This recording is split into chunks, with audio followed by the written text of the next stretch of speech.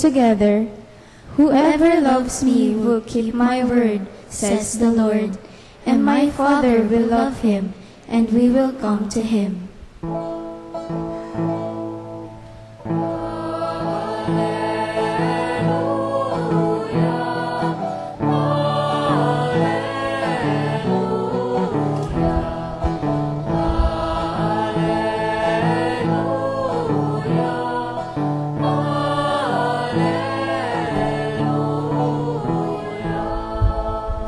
The Lord be with you. And with your spirit, A reading from the Holy Gospel according to St. John.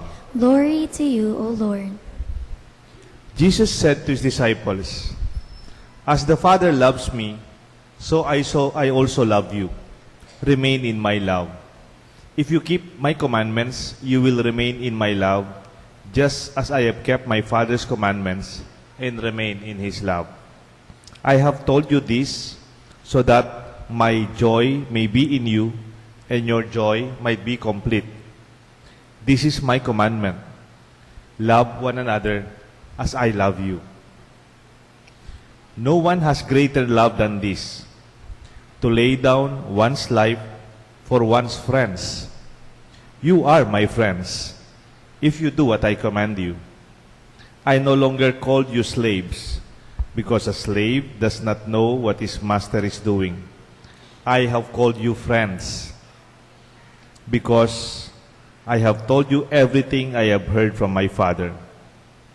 It was not you who chose me, but I who chose you, and appointed you to go and bear fruit that will remain, so that whatever you ask the Father in my name, he may give you. This is my command to you. Love one another." The Gospel of the Lord. Praise to you, Lord Jesus Christ. From the Gospel, John 15 said,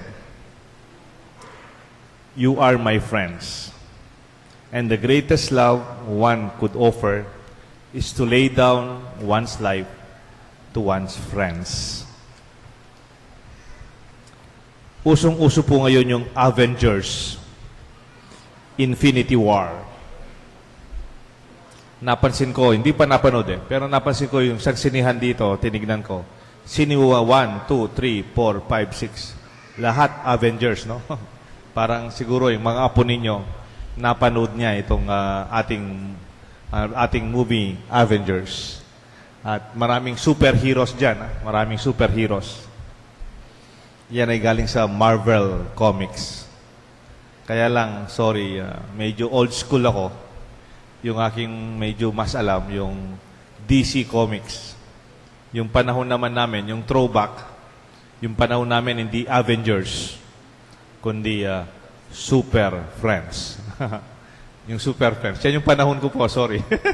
Siguro yung ibang mga kasingidad ko, you can identify with this Super Friends. Yung word kasing Avengers, it comes from the word avenge. No? Parang something that you do in retaliation. Pero parang mas gusto ko yung title na Super Friends. They are superheroes, but they are friends.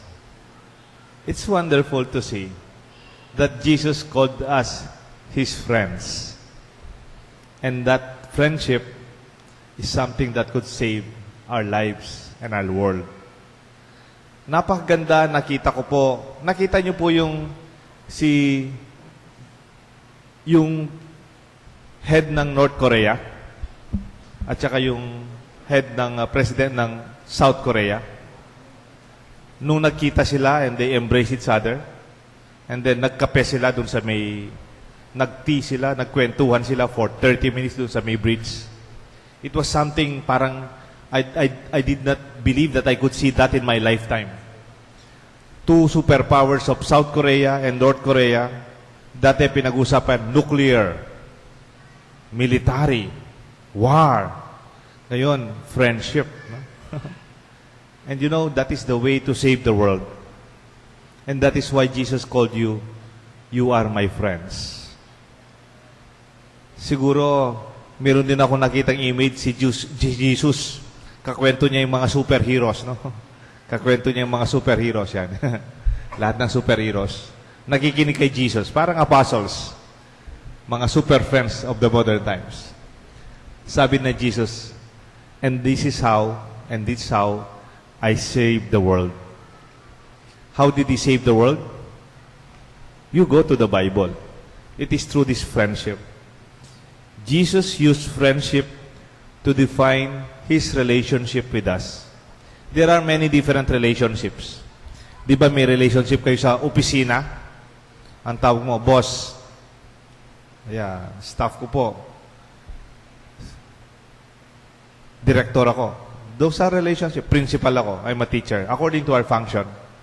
But the relationship that Jesus defined among us is no longer master and servant. No master or slave. Teacher and disciple. Superior and inferior. No more. He said, you are my friends. And that kind of friendship is a relationship that makes us, in a way, not exclusive, but inclusive. In the first reading, Acts 10, it was read, Peter proceeded to speak and said, in truth I see God that shows no partiality. Rather, in every nation, whoever fears Him and acts uprightly will be acceptable to God. May konting background ito. May konting background itong Acts chapter 10. Mahalaga po itong sinabi ni Peter. Did you know, chismis po ito, no? Nung panahon ni Peter at saka si St. Paul, hindi sila masyadong magkasundo in terms of strategy, in terms of their mission. Kay Peter, gusto niya lang, dito na lang tayo. Dito na lang tayo. Dito tayo sa Israel, among the Jews. Let us make this Jesus movement a renewal within Judaism. No? It is within Judaism. Dito lang tayo sa Israel. Dito sa lugar natin. But Paul, St. Paul, the later apostle, pushed Christianity and the mission outside Israel. He baptized Gentiles. He baptized pagans. He accepted and welcomed outsiders. Kaya nagkaroon ng tension ang dalawang leader, St. Peter and St. Paul. However, in Acts chapter 10, nagkaroon po ng second conversion si Peter. Bakit? This time, sabi niya, nagbagong kalooban niya. Hindi na siya exclusive. Yung exclusive, tayo na lang dito. Tayo na lang. But Peter was challenged by Paul, and they opened the doors of Christianity. Kaya when Peter said, God shows no partiality, then God also loves the Gentiles, and it is an inclusive love. It is not discriminating. Eko abe. That is not Christian. And that will make us small. Di ba may kasabihan? Sino po sa inyo yung mahilig sa farm? O yung may mga tupa, may mga baka. Sabi na, inside breeding creates a smaller breed, di ba? Parang kung tayo-tayo lang, it will never grow. It will never prosper. For Jesus, the definition of love among friends is inclusive. Love of friends in Jesus is not exclusive, but it includes. Tayo pong taga St. Jude. Pwede nating sabihin, tayo na lang dito sa St. Jude. Tayo na lang dito. Pero imagine kung tayo lang nagsisimba dito. Do you think we will be as beautiful?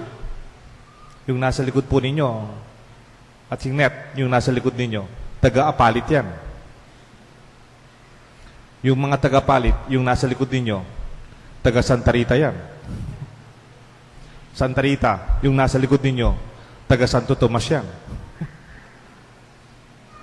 Yung nasa side ninyo, taga-Maligaya Village yan. Yung nasa labas, taga-St. Francis yan. And I could name more. You realize, if we are like Peter, tayo na lang sa St. Jude. I think our church will not grow. Our understanding of Christianity is not. You see, friendship is never exclusive. Friendship is open. Isn't that wonderful as a relationship? Kasi ngayon, ang mga tao, gustong-gusto nila yung word na exclusive. Di ba? Yung mga anak ko, nag-aaral sa exclusive school. Yung aking bahay, nasa exclusive subdivision. Ano pa? I belong to an exclusive club. Meron ako kahit The word exclusive talks about perks. Maybe you are better than others. Others could not join. But I tell you, in the long run, exclusivity creates isolation. It also limits if you look at it in a wider scale. Because Christianity is never exclusive. It is open. Huwag po kayong magalit, no? Alam niyo po, mas maganda pag binabinyag niyo yung apo niyo, you join the Sunday baptism. Ako, binibinyagan ko. May schedule na Sabado, okay lang. Napapabinyag ng Miyerkules, depende. I respect, baka naman yung availability nila, no?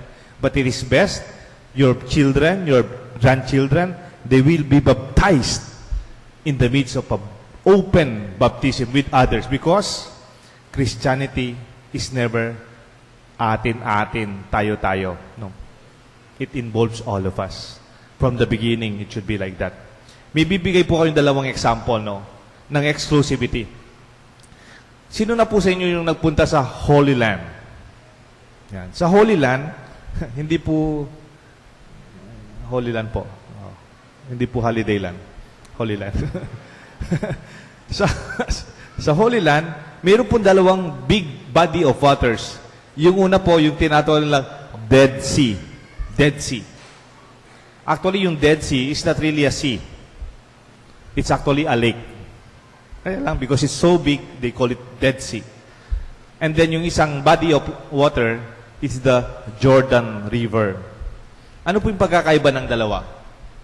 Yung Dead Sea, tumatanggap ng tubig pag umuulan, and then meron siyang contributory rivers na nagdi-distribute ng tubig, pero walang lumalabas na tubig.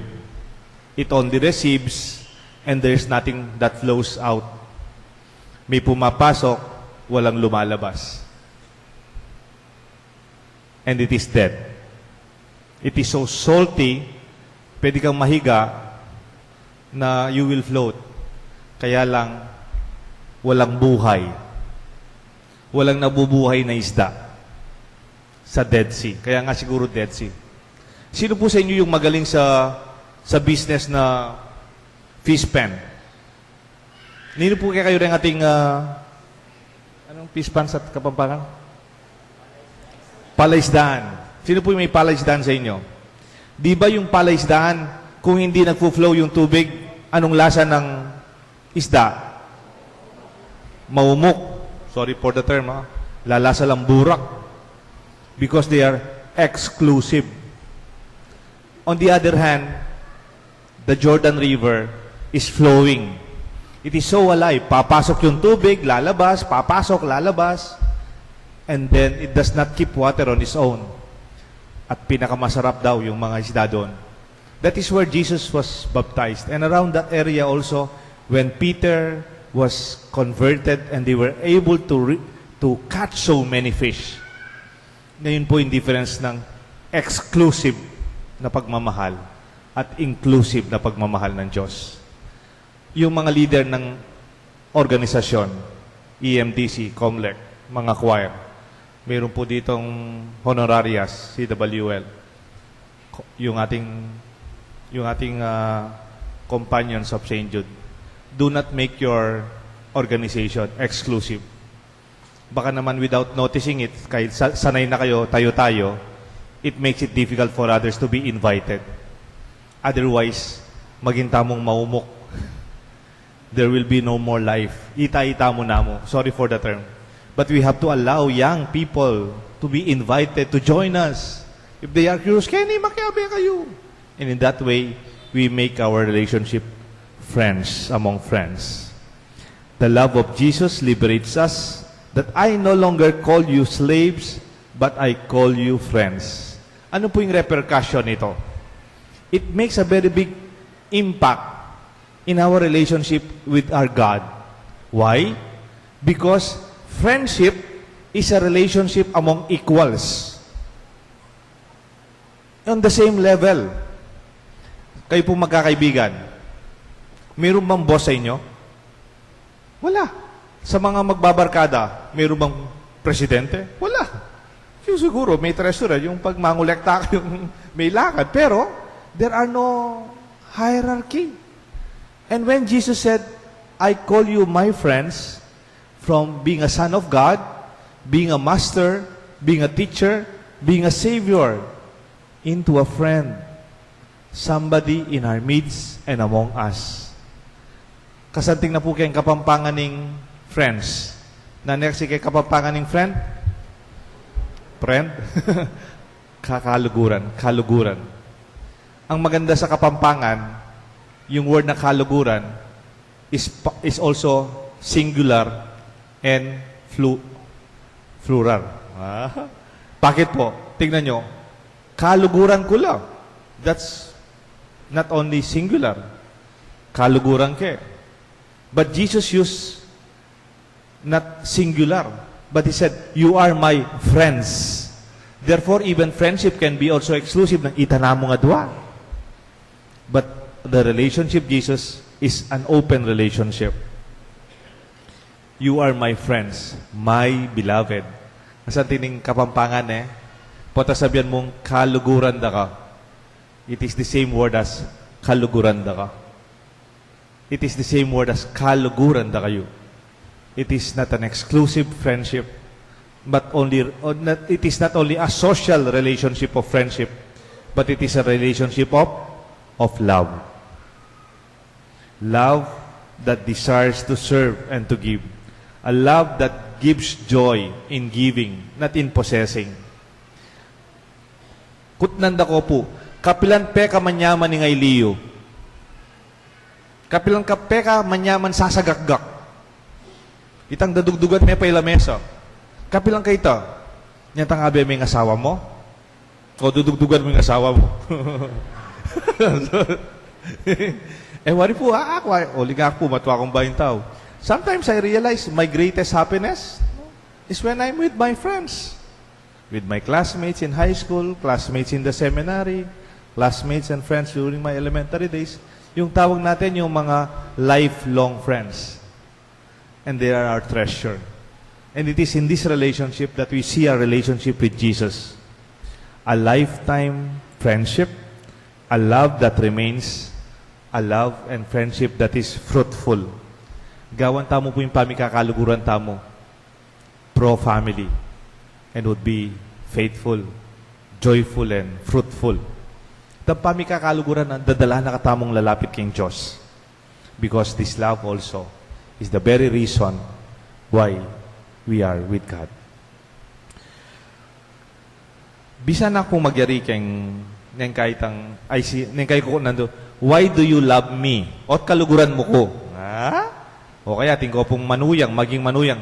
Ot kaluguran may anak ko. Maybe he can give an answer. Kasi po yung anak yu malaguya. O kaya yung anak yu pogi ya. O kaya yung anak yu masipag ya, magana kaya. That's good. But did you know, when you say, I love you, you don't have to explain, and you don't have to give a reason, because love itself is the ultimate reason. Sasabihan, kaluguran da ka, uling malago ka. O potang 65 na kaya, o 75. Pota, medyo masakit ng pisabyan ni lago. Masanting niya po yung anak yung ano. Tanong potang mandang medyo 65 niya naman po, kalupa kumasakit. Pota, may kalipasan ng santing. O kaya, gana ka. Potang masakit kaya ka masyadong magana ka kasi makasibangot ka, masakit ka katawan. But when you love a person, love itself is the reason. At hanay din ang dahilan. Because it will only make it limited. Because real love is infinite. And may our friendship be like that. Our friendship with one another, our friendship with our friends, with our family. Kareng miyasawa. Neng kahit ang miyasawa akalingwan da, ikay yung miyasawa, ten talasawa, makanano ko po may gumpisa. Tambing Mr. and Mrs., husband, wife, father, mother. Ano po? May gumpisa ko kanita, di ba? Boyfriend. girlfriend. And you realize po, tang talasawa na kayo, bala mo, you lose that friendship. Masyado na akong formal. Masyado ng bala mo, oh, I am the daddy, I am the father, I'm the, you know. When you are friends, even for many years, I think you will be most happy. Even karenganak yu po. Sana karenganak yu, alagpusan yu yung you are authority. Sana po tag tumuano rin anak yu, ituring yu na lang kaluguran yu. Pwede kong mangutang karela, pwede kong lumwal kaya beda, mailing kaya beda, kumyak kaya beda. Because even if Jesus said, you are my friends, can you say that to your children? That I am your friend, and you are my friends, my dear children? And that wonderful experience will be ours. Magyari na ako mo po kay nga basa ako na eh. Nga na po ni quotation, nana. It is good when your friends are like your family. At ikaw manitang kaluguran? Your friends are like your family. Detang kaluguran mula pero balang pamilya mo na lang naman. Detang makpangan kaya kayo, balo deng laman ng refrigerator, atsulang atsu, bisanang matuto, dela pa bisang muli. You have friends that are like your family. That's good. But it is also better when your family will also become your friend. Potang kapatad mo, alam mo kaluguran me. Potang yung pengari mo, bala may kaluguran kayo. Potang may kakapatad, it is also among friends. I think that is how we also glorify God. Because Jesus used friendship as a definition of our relationship with Him and with one another. May God bless us all, the Father, the Son, and the Holy Spirit.